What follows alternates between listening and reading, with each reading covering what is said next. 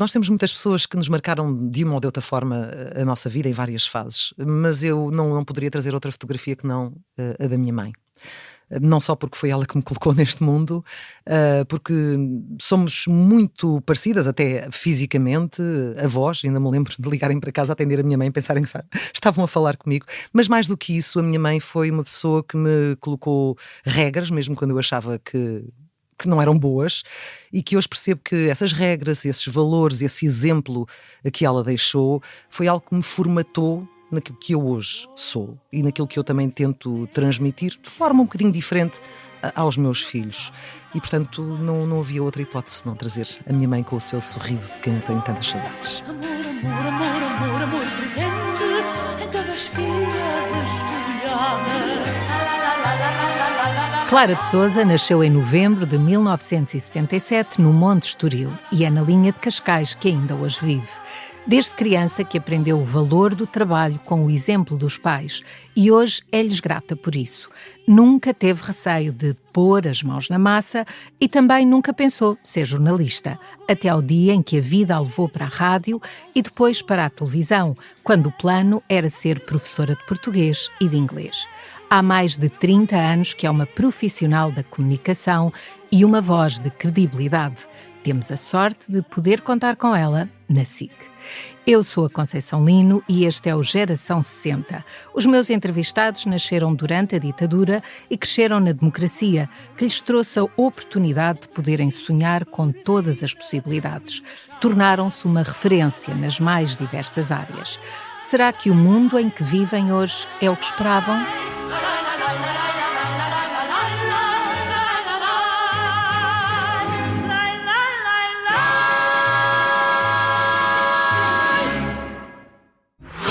A KPMG também é Geração 60.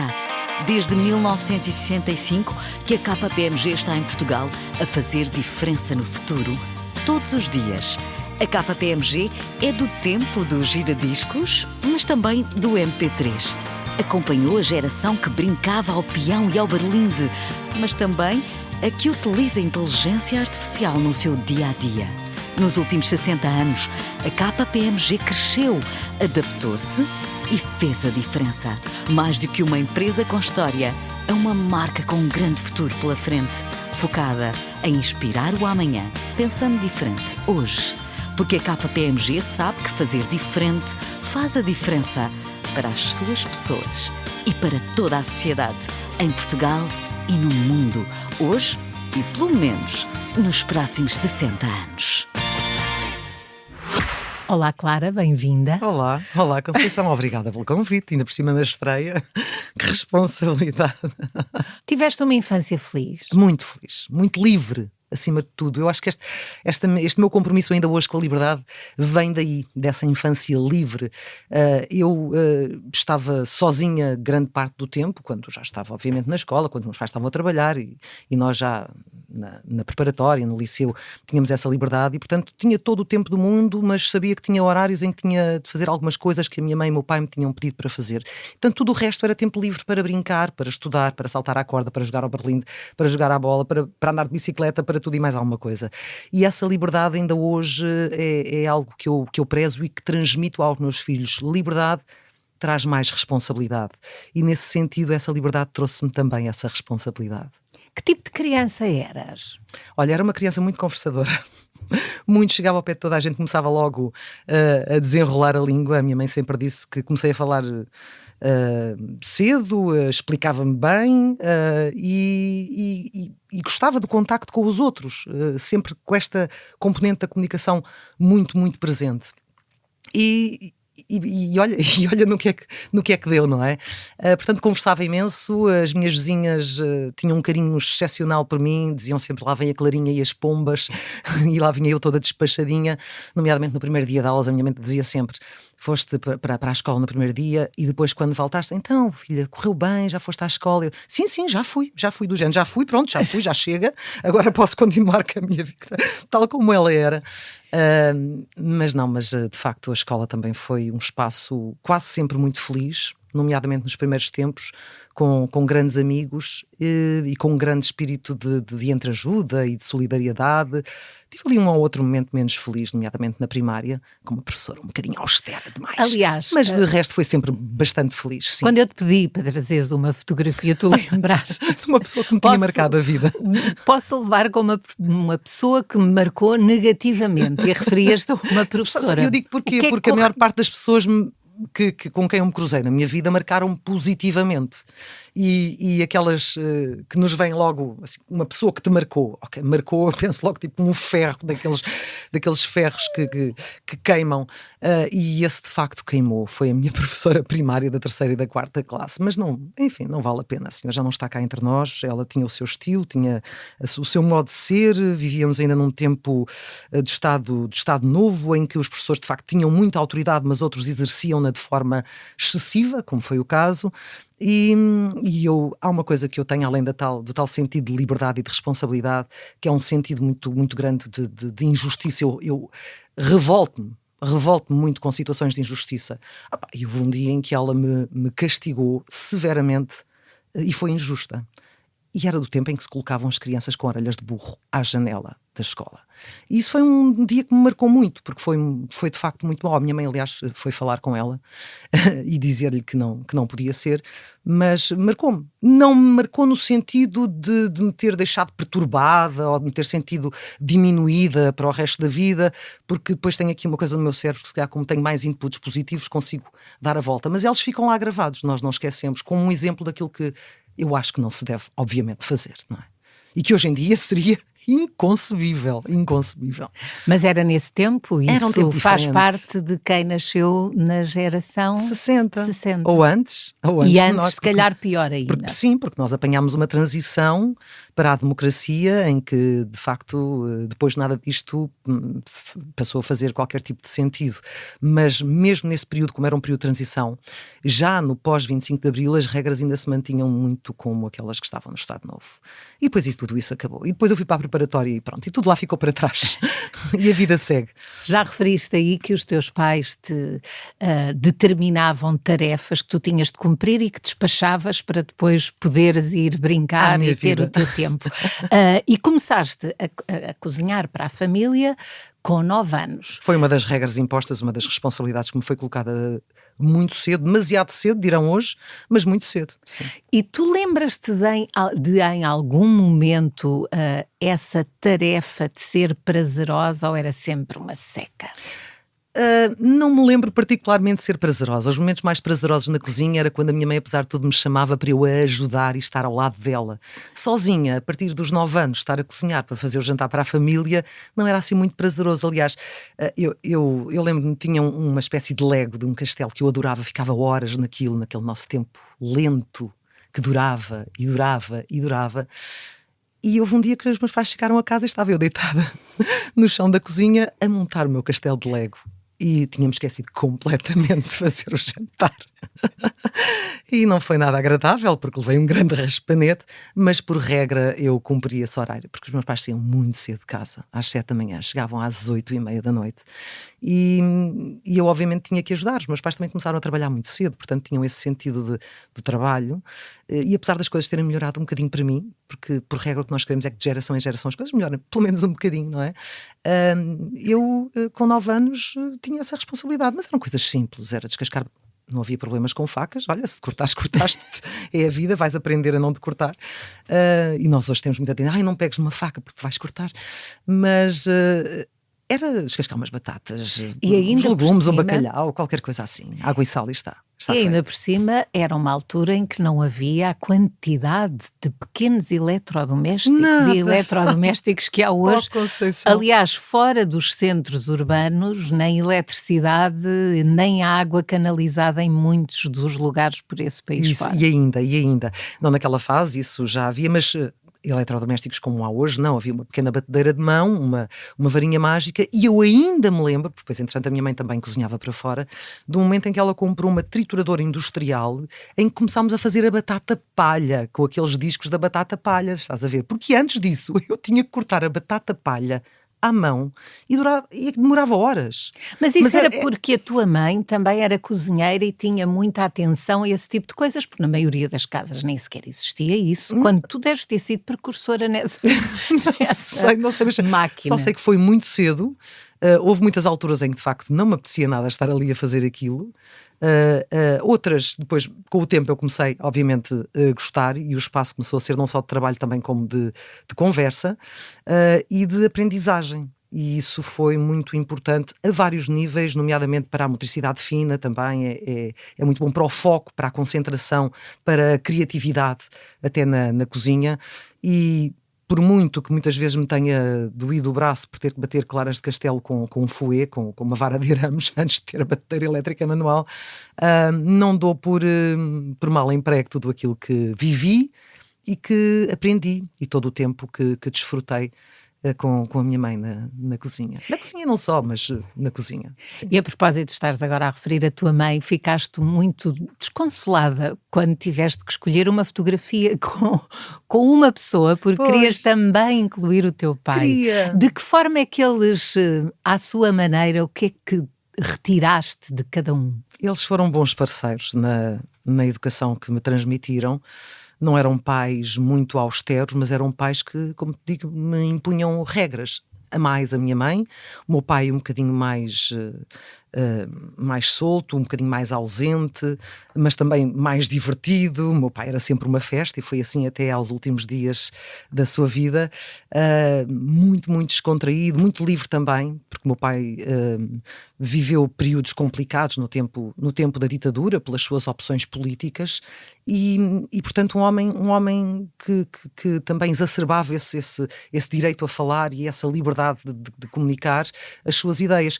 Mas depois era muito divertido vê-lo com os amigos a discutir política, enquanto comiam umas bifanas e comiam uns caracóis ou um caldo verde. Era sempre um bocadinho um espírito em festa, mesmo que estivesse a falar de coisas mais sérias. E o meu pai deu-me essa maior descontração, transmitiu-me tudo isso. E tive o prazer de estar com ele. A minha mãe partiu muito cedo, o meu pai ficou comigo até 2021. Mesmo nos tempos mais difíceis, em que tive de encontrar formas para ser cuidadora, ou nos momentos em que eu não podia estar a arranjar soluções, que é uma coisa que as pessoas que ficam com os pais têm que equacionar. Mesmo estes momentos eu guardo-os com imenso carinho, e preferia mil vezes, obviamente, que estivesse a cuidar dele ainda hoje, mesmo que ele estivesse já mais incapacitado e tudo mais, do que não o ter.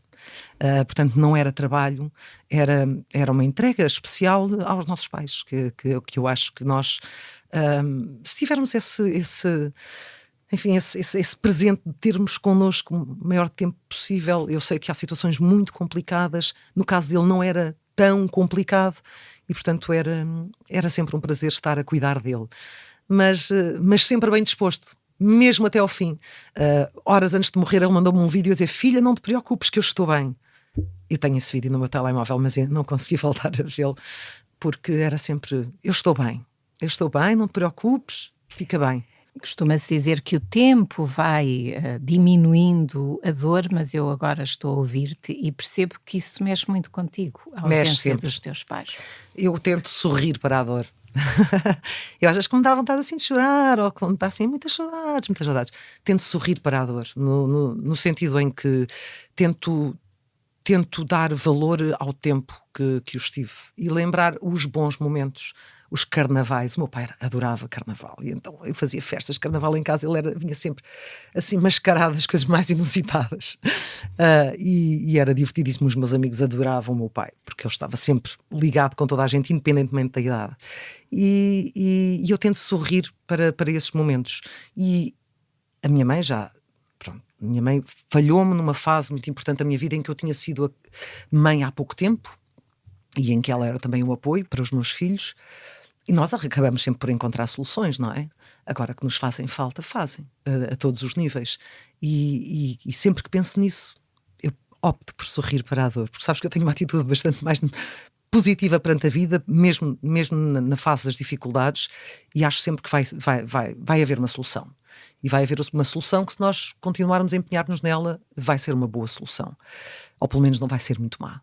E tem sido esse o meu lema de vida, e eu acho que isso me salvou, por exemplo, de alguns problemas, sei lá, problemas de fígado ou de estômago, outros quaisquer que surgem quando as pessoas ficam muito afundadas nessas situações negativas durante demasiado tempo. Se pudesse escolher, terias nascido na década em que nasceste? Não vejo porque não. Não tenho nada, não tenho nada que me diga teria sido melhor na década de 50, na década de 70. Eu acho que é um bocadinho indiferente. Às vezes é mais nasceste em que meio, com que tipo de pais, com que tipo de educação. Estou tranquila em relação a isso. Aliás, vou dizer que nunca tinha pensado isso nesses termos. Foi em 67, foi a 29 de novembro. Talvez tivesse, olha, vou dizer-te uma coisa, talvez tivesse nascido noutro mês.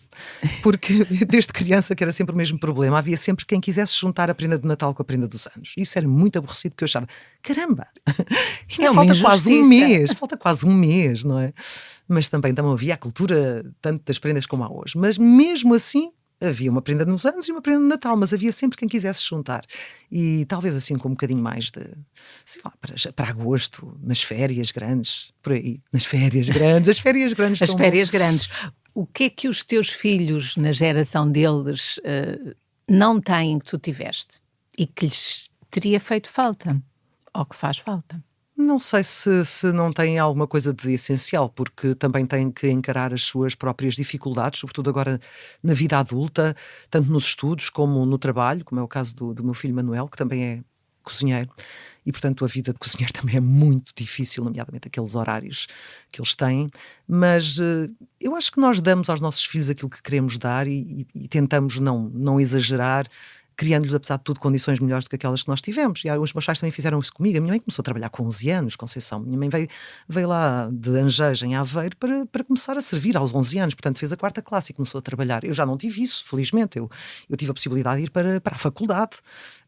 E aí o elevador social funcionou com a minha geração. E não há nada que eu dissesse que gostaria de dar mais ou retirar do que dei aos meus filhos. Eu acho que há uma fase em que nós temos de estar com eles, acompanhá-los, transmitir-lhes os tais valores, não lhes impor objetivos demasiado grandes que os possam sobrecarregar até emocionalmente, porque eu acho que eles é que têm que encontrar também esse caminho. Os meus pais nunca me sobrecarregaram com o que é que tu tens que ser ou o que é que não tens que ser. Eles têm que também descobrir o seu caminho. Nós podemos orientá-los, se nos pedirem o conselho. No caso dos meus filhos ou de outras pessoas que são filhas de pessoas com visibilidade e que têm algum estatuto aos olhos da opinião pública, às vezes isso pode ser também um peso, como uma responsabilidade de tentar ser tão bom ou melhor que os meus pais. E eu tento sempre desconstruir esse tipo de discurso, dizer que eles têm que ser, na verdade, o que eles mais quiserem, porque se eles pensarem que para mim a minha grande heroína é a minha mãe, no entanto tinha a 4ª classe e era uma das mulheres com maior sabedoria que eu conheci, sabedoria de facto de vida. Hoje em dia fala-se muito da escola da vida, mas é a escola da vida mesmo, e com os valores certos. Como vês, o estatuto social muitas vezes não faz da pessoa uma boa pessoa, não é? Ou a pessoa a seguir, ou um exemplo de pessoa. Portanto, eles têm que descobrir o seu caminho e sempre que precisarem de conselhos, se eu os tiver para dar e que sejam bons, a mim, ao pai, os avós que ainda estão vivos, com certeza, eles têm total abertura e vêm sempre conversar connosco sempre que querem. E tu dás... Falam de tudo, porque é coisa que eu não falava com os meus pais, os meus filhos falam de tudo comigo. Dás por ti a ouvi-los falar ou com determinadas atitudes e pensas, olha, isto veio de mim. Isto, se calhar, os meus inputs deram resultado. Sim. Já te aconteceu ou não? Sim. Em momentos de grande dificuldade, em que eu digo tem calma, porque foca-te, vais obter resultados, continua a trabalhar. Tem alguma paciência, porque as coisas não são imediatas e hoje há muito um sentido de urgência de obter resultados. E muitas vezes vejo-os a ter aquela endurance, a trabalhar, a focarem-se, à espera que os resultados acabem por chegar, mas a serem proativos. E nesse sentido, tanto eu como o pai fomos-lo desde muito cedo. E divertíamos-nos pelo caminho, apesar de tudo, também é uma coisa boa. Não pode ser só peso. Nós temos que nos divertir pelo caminho. E às vezes dou por mim a pensar, olha, alguma coisa aqui foi bem feita, porque de facto está a seguir aquilo que eu faria, está a fazer exatamente aquilo que eu também faria, que é não desistir. Quando percebes que nestas gerações mais novas há um problema grave e muito volumoso relacionado com a saúde mental, com problemas de ansiedade, de Sim. depressão, tu sentes que de alguma forma a geração de 60, os pais destas pessoas, a sociedade que foi criada por esta geração e por outras, que as gerações nunca estão isoladas, precisavam ter feito as coisas de maneira diferente Não e faço. falharam? Não, Nunca pensas não, nesses não, termos? acho que é um estigma demasiado pesado para os pais da geração de 60 ou da geração de 70, sendo que as circunstâncias que rodeiam também os nossos filhos e a própria sociedade em geral, porque não são só os mais novos, há problemas de saúde mental em todas as idades, sempre houve, talvez haja agora uma situação um bocadinho mais exacerbada. Há condicionantes que nos fogem de controle, e nós também não podemos ter controle sobre tudo, senão era uma loucura.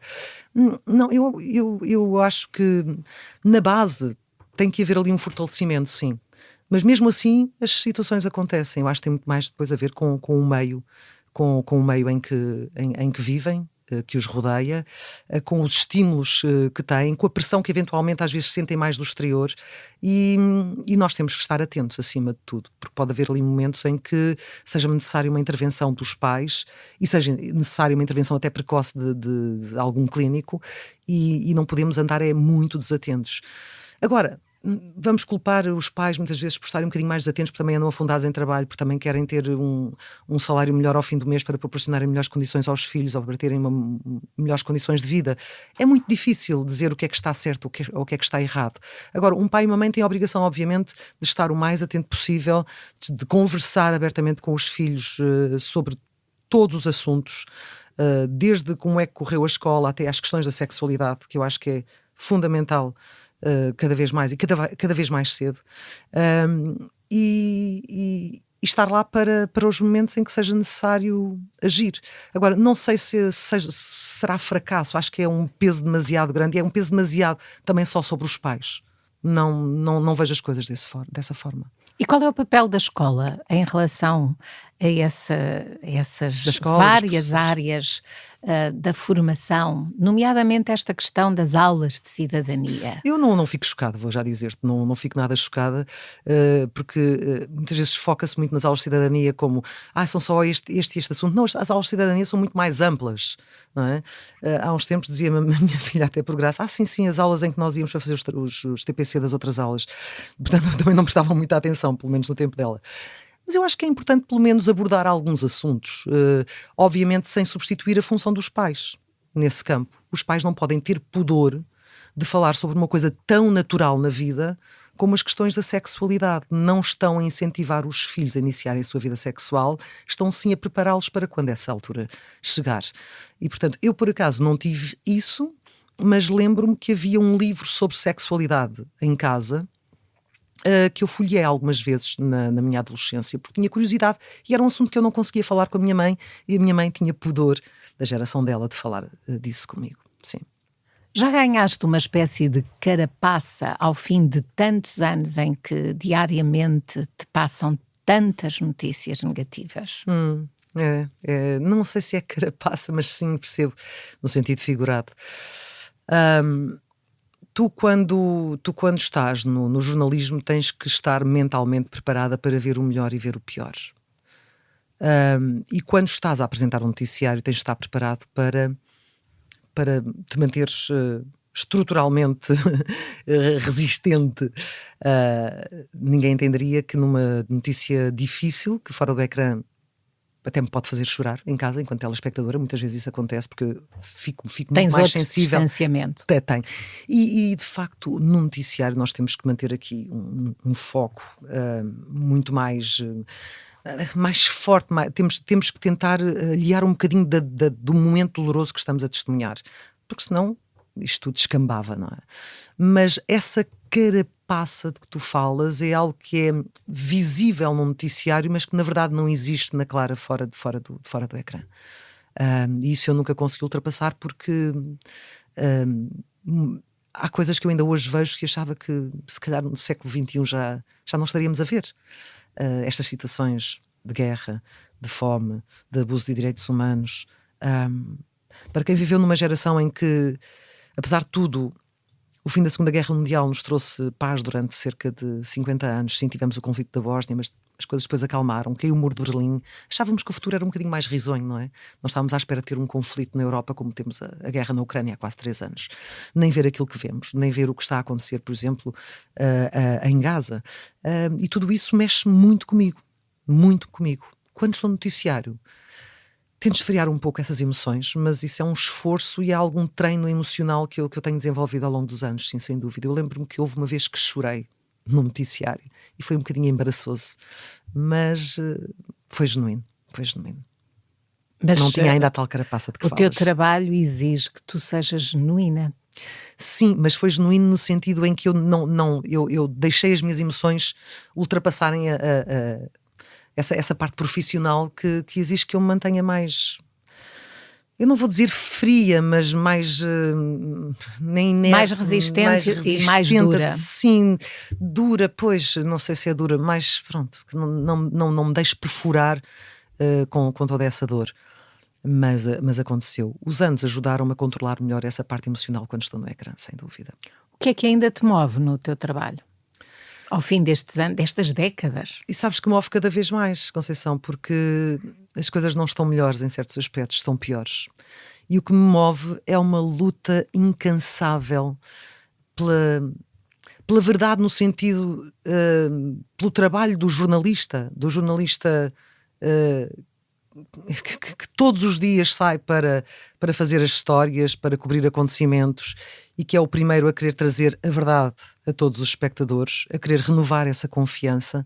E o que me move é isso, é continuar a apostar neste sentido de responsabilidade, que olhem para nós com um sentido de, muito bem, de confiança acima de tudo. Eu confio naquilo que tu me dizes. E é esse o meu trabalho, porque a confiança está a desaparecer, mas está a transmitir-se para outros setores, esses sim que não merecem confiança e que manipulam as pessoas de forma óbvia e muitas vezes disparatada, mas é um processo difícil aquele que o jornalismo está neste momento a atravessar. O jornalismo está sob um ataque sem precedentes, sem ou dúvida. seja, houve sempre uma tentativa de manipulação, de silenciamento, sim, de tudo o que fosse imprensa, jornalismo, e neste momento há muitas intenções, e intenções muito poderosas, que querem que o jornalismo, querem descredibilizá-lo, querem torná-lo irrelevante. Claro. Como é que se combate isso?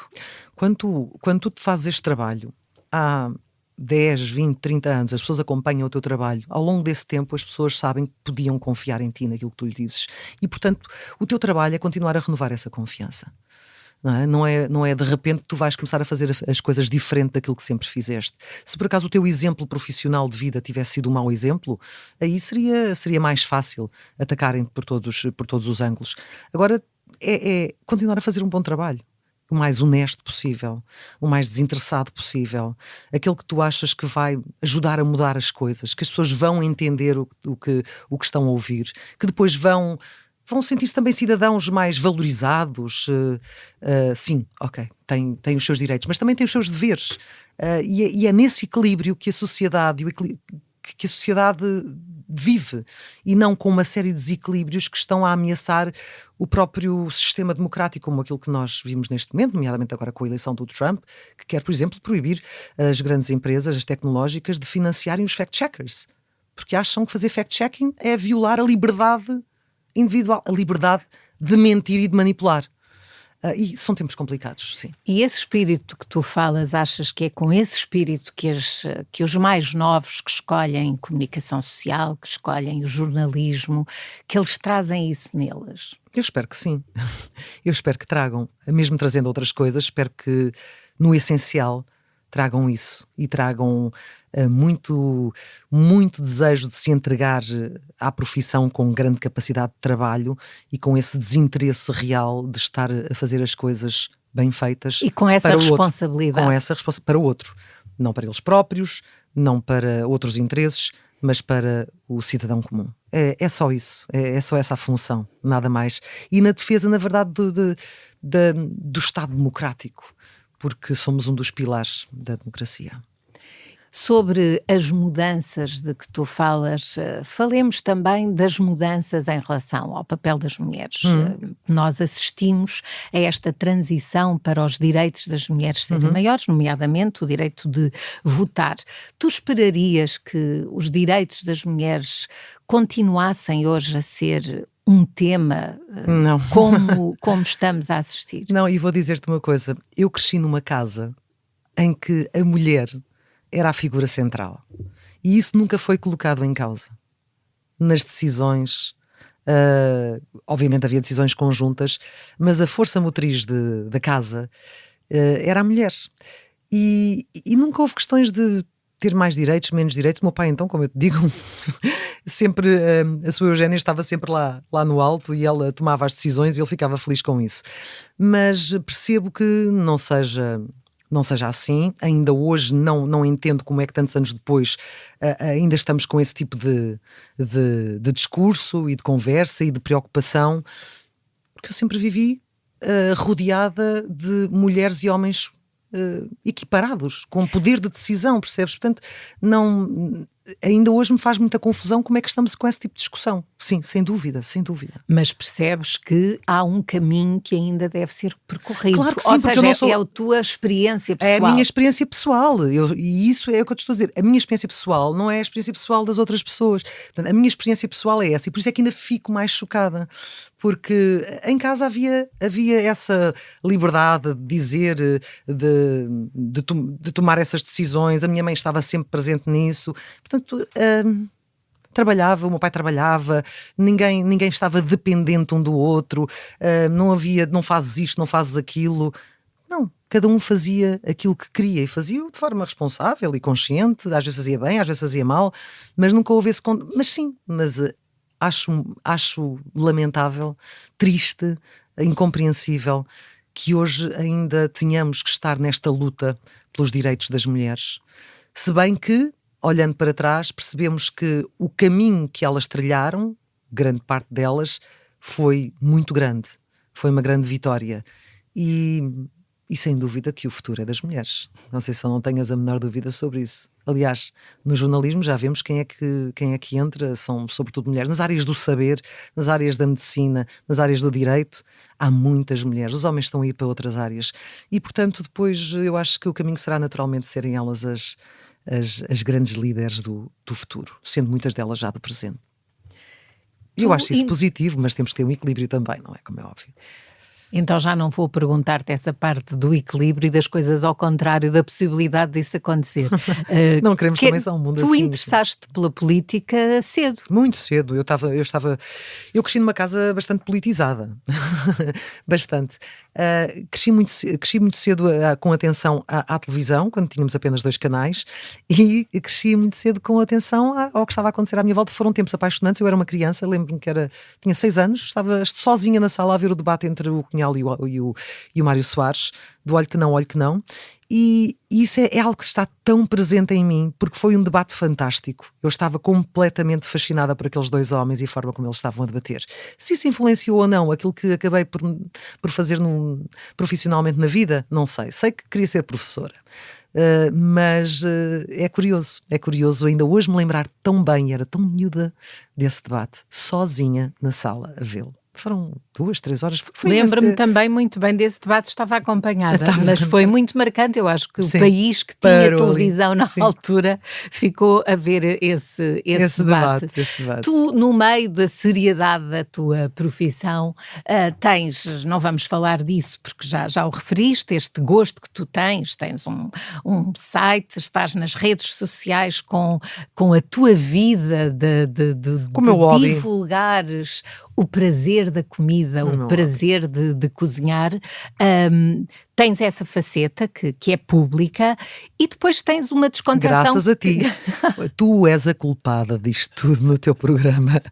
Foi por causa de ti que eu depois acabei por lançar um livro e começar nesta aventura. Mas Foi a sim, primeira vez que tu foste cozinhar. foi, tu nem sequer perante tinhas bancada, câmaras. tínhamos umas mesas E improvisadas. desafiei-te para tu ires cozinhar e fizeste uma mousse de lima que Não, foi... fiz 3 pratos, lembras? Sim, mas a mousse de lima Foi foi a mousse. assim o top Foi por causa disso. do interesse. E Foi a tu mousse de de repente lima. pensaste, eu podia também falar Porque a disto culpa é vossa. e partilhar com outras pessoas. Porque foste tu, depois foi o Paulo Varanda, depois foram todos eles a dizer: mas porquê é que tu não fazes uma coisa mais visível? Porquê é que tu não mostras como fazes? E eu depois comecei a ponderar e disse: olha, porque não? Porque não? E assim Mas foi. tens outra descontração também, porque além desta tua seriedade no teu papel profissional, tu já foste júri de um concurso, já cantámos as duas em festas da SIC. Já. O que é que te leva a não hesitares nesses desafios quando sentes que pode haver algum preconceito em relação a isso para quem tem o teu papel profissional? Digamos que a idade ajudou. A idade ajudou. Era algo que eu nunca faria no início da minha profissão, numa altura de afirmação profissional. Mas depois, se calhar, comecei a ponderar mais uma vez. Por que não? Porque não revela um lado mais descontraído. Mas as pessoas têm que olhar sempre para mim como uma figura muito séria, às vezes sisuda, que às vezes diziam: mas você não sorri nas notícias? Mas querem que eu sorria nas notícias com tantas coisas menos boas a acontecer? Mas por que não? Isso de facto depois dá um sentido de proximidade do outro, e as pessoas acabam por descobrir facetas daquela pessoa que acompanharam a vida toda enquanto pivô jornalista de noticiário, e começam a ver que gosta de fazer outras coisas e até acham graça. E, portanto, eu acho que isso nos aproxima das pessoas, não nos afasta. E, portanto, eu acho que é positivo. E é só por isso que eu tenho mantido, e faço acima de tudo com uma coisa que mantenho também na minha profissão, com verdade. Porque se não for com verdade não vale a pena. Não és tu que fazes isto. Não, eu faço tudo. Desde filmar, desde editar, desde fazer a parte gráfica, desde tudo. Cozinhar, tudo. Pois é, chave na mão para colocar no site, nas redes. E portanto, se não for com verdade, não faria sentido. Para terminarmos, gostava que me desses pelo menos uma razão para, dado o estado atual do mundo, para podermos ser otimistas. São, tu nasceste na década de 60 e sabes bem que o estado atual do mundo nunca deixou de ser algo complicado. Fosse com o conflito israelo-palestiniano, ainda somos do tempo em que o Arafat era considerado um terrorista, não é? Depois acabou por ganhar o Nobel da Paz. É verdade. Vimos altos e baixos, vimos guerras, vimos paz. Portanto, o estado do mundo sempre teve episódios que podiam influenciar-nos negativamente no sentido de pensarmos qual é o sentido de tudo isto? O que é que eu quero para a minha vida num mundo assim? Quero colocar filhos neste mundo? O que é que eu quero fazer? Quero dedicar-me a uma ONG para ajudar estas pessoas? Quero focar numa profissão para fazer outras coisas? Que área é que vou escolher? O estado do mundo influencia-te de várias maneiras. Acima de tudo, o otimismo tem que estar em ti num único sentido, que é tu concretizaste, ou seja, tu cumpriste. Não é? Se estás neste mundo, mesmo com várias situações negativas, umas mais perto, outras mais longe, tu não te podes esquecer de te cumprir. Tens algum objetivo, tens algo a fazer, tens uma escolha a fazer, tens que apostar em ti. E eu acho que, mesmo que te dês aos outros, podes estar a apostar em ti. É encontrar um caminho que de alguma forma te faça feliz, mesmo na adversidade, e que te faça sentir que tem sentido estares cá. E acho que é só isso. Porque coisas boas, coisas más, haverá sempre. Mas depois existes tu, e a forma como tu te deitas à noite, como fechas os olhos, como sonhas, como acordas, como encaras o mundo no dia a seguir, como encaras as pessoas. E isso tem que vir dentro de ti. E é também, muitas vezes, uma opção, uma atitude. Tens que te cumprir. Obrigada, Clara. Obrigada, eu, Conceição.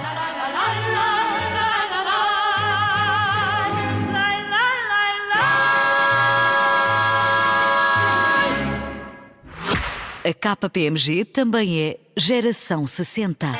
Desde 1965 que a KPMG está em Portugal a fazer diferença no futuro, todos os dias. A KPMG é do tempo dos giradiscos, mas também do MP3. Acompanhou a geração que brincava ao peão e ao berlinde, mas também a que utiliza a inteligência artificial no seu dia-a-dia. Nos últimos 60 anos, a KPMG cresceu, adaptou-se e fez a diferença. Mais do que uma empresa com história, é uma marca com um grande futuro pela frente, focada em inspirar o amanhã, pensando diferente hoje.